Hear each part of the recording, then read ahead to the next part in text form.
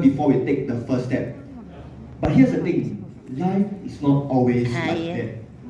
We live in a world full of uncertainty, and when things feel uncertainty, our natural reaction is to actually take control. So what do? We work harder, we overplan. Some of us, we even have more backup plans.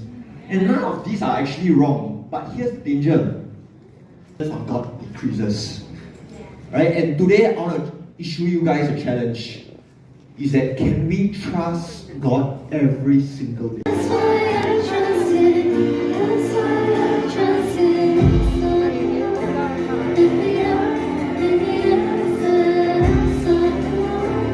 You still want to respond to the message, still not to lay down, quickly come forward.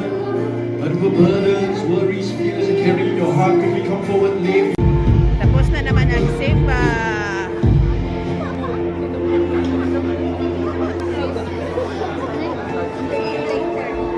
Hello, madam.